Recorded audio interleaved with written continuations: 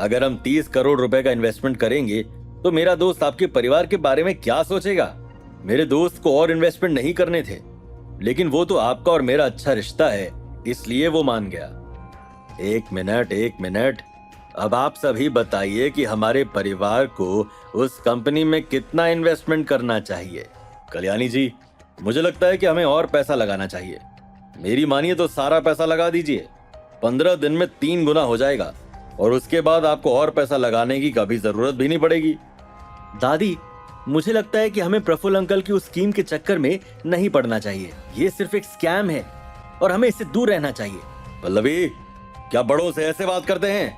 मैं तुम्हारी दादी से बात कर रहा हूँ, तुम्हें बीच में बोलने की जरूरत नहीं है। प्रफुल्ल अंकल, एक मिनट। सबसे पहले तो आप हमारे परिवार के मेंबर नहीं हो। दूसरी बात यह है कि आप हमसे ही सारा इन्वेस्टमेंट क्यों करवाना चाहते हैं?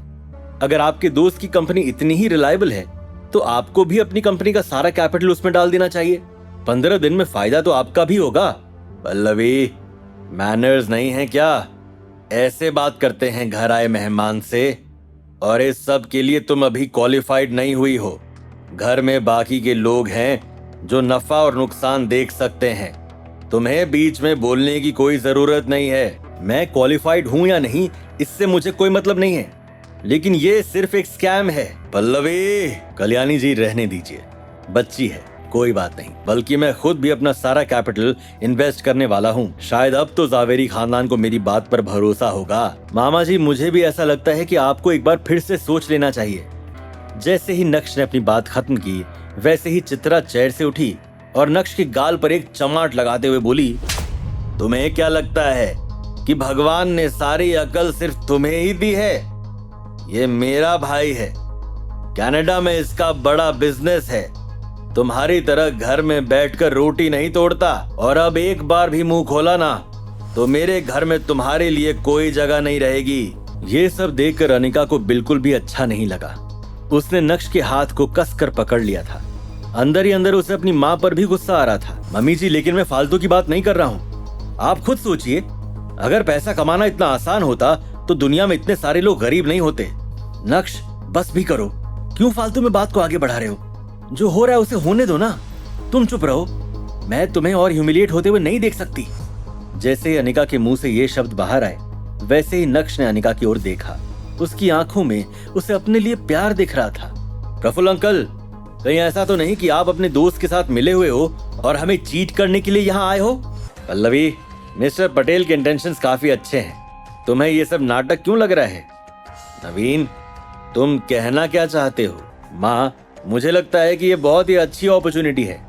प्रफुल्ल पटेल की बात से इन्फ्लुएंस होकर जब कल्याणी कंपनी का सारा पैसा ट्रांसफर करेगी, तब मैम्बो अंकल उसमें से थोड़ा पैसा अपने बैंक अकाउंट में ट्रांसफर कर देंगे। और जब जावेरी परिवार का सारा पैसा डूब जाएगा, तब मैम्बो अंकल डूबते को तिनके का सहारा देने बाहर आएंगे। इससे कल्याणी अनिका के परिवार को पूरी तरह से बेदखल कर देगी और साथ ही साथ प्रफुल्ल पटेल भी रोड पर आ जाएंगे। मैम्बो अंकल, आपको हो क्या गया है? क्या आपको भी दिखाई नहीं दे रहा कि ये सब एक झूठ है? पल्लवी, तुम्हें क्या हो गया है? तुम भी इस यूजलेस नक्श की तरफ पागल हो गई हो? इतनी अच्छी अपॉर्चुनिटी को फेक बता रही हो? मुझे नक्श के स्टूपिड थॉट से कोई मतलब नहीं है। वैसे भी उसकी नॉलेज लिमिटेड है और उसका कोई प्रॉमिसिंग फ्यूचर भी नहीं है। लेकिन तुम तो अलग हो, इतनी समझदार हो और हमेशा याद रखो कि तुम जावेरी खानदान की मेंबर हो। जावेरी खानदान की मेंबर हूँ, इसलिए उस स्कीम के खिलाफ हूँ। सही क्या है और गलत क्या है मुझे अच्छे से पता है। पल्लवी, तुम्हें ऐसा क्यों लगता है कि मैं बहुत बुरा हूँ? मैं भी तो पैसा लगा रहा हूँ और इतने सालों से लगाता आ रहा हूँ। देखो, सब कुछ असली है, कुछ भी फेक नहीं है। बस बहुत हो गया, हम सब एक परिवार हैं। तुम लोग किस बात के लिए इतना आर्ग्यू कर रहे हो? बाहर वाले देखेंगे तो हम पर हंसेंगे। मैंने तय किया है कि मैं अपने जावेरी परिवार का सारा पैसा प्रफुल्ल भाई साहब को दे रही हूँ। दादी, लेकिन तुम्हें आगे कुछ भी बोलने की जरूरत नहीं है। कल्याणी जी, बिल्कुल परेशान मत होइए। इस डील से आपका परिवार कहां से कहां चला जाएगा आपको पता भी नहीं चलेगा।